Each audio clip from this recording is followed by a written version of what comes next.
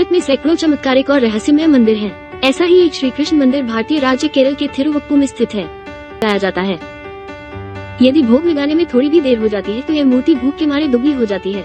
जानिए क्या है इसका रहस्य। कहते हैं कि यहाँ मौजूद भगवान के विग्रह को भूख सहन नहीं होती है, इसलिए उनके भोग की विशेष व्यवस्था की गई है। उनको 10 बार नैवेद्य अर्पित किया जाता है। नैवेद्य अर्पित नहीं किया जाए तो उनका शरीर सूख जाता है।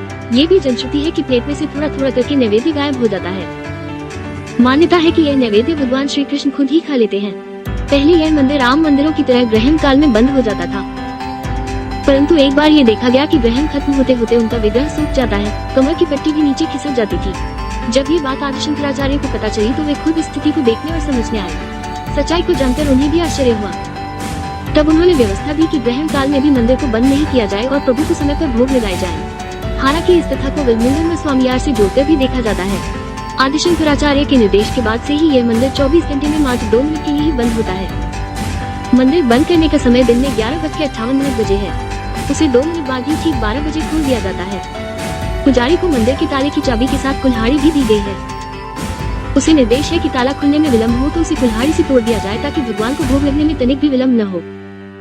कहते हैं कि 2 मिनट में भगवान नींद ले लेते हैं। भगवान के अभिषेक के दौरान भी इस अद्भुत घटना को देखा जा सकता है, क्योंकि अभिषेक में थोड़ा समय लगता ही है। उस दौरान उन्हें नैवेद्य नहीं चढ़ाया जा सकता है। अतः नित्य उस समय विग्रह का पहले सिर और फिर पूरा शरीर सूख जाता है। ये दृश्य लोगों में आश्चर्य पैदा करता है। यहाँ आने वाले हर भक्त को भी प्रसाद दिया जाता है। बिना प्रसाद लिए भक्त को यहाँ से जाने की अनुमति नहीं है। मान्यता है कि जो व्यक्ति इनका प्रसाद जीभ पर रख लेता है उसे जीवन भर भूखा नहीं रहना पड़ता है। श्री कृष्ण हमेशा उसकी देखरेख करते हैं।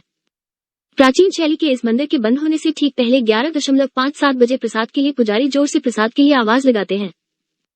इसका कारण मात्र यही है कि यहाँ आने वाला कोई भी भक्त प्रसाद से वंचित न रह जाए। मंदिर से जुड़ी किंवदंतियां हैं कि वनवास के दौरान पांडव श्री कृष्ण की मूर्ति की पूजा करते और उनको भोग लगाते थे।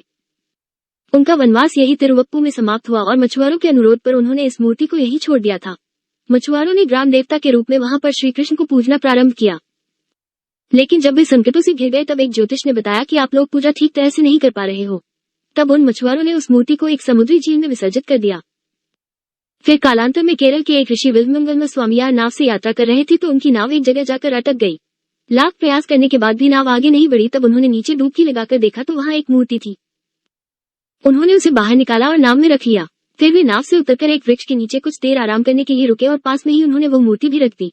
एक झपकी लेने के बाद जब वे उठे तो उन्होंने उस मूर्ति को भी उठाने का प्रयास किया, परंतु वो मूर्ति वही भूमि पर चिपक गई थी। ग्रामीणों की मदद से लाख कोशिश करने के बाद भी मूर्ति को वहां से हिला भी नहीं सके तो वहीं पर मूर्ति की प्रतिष्ठा कर दी गई। बाद में ये जाना गया कि इस मूर्ति में कृष्ण का भाव कंस को मारने के बाद के क्षणों का है, जबकि उन्हें बहुत भूख लगी थी। इस मान्यता के चलते तभी से यहाँ पर निरंतर भोग लगाया जाता है।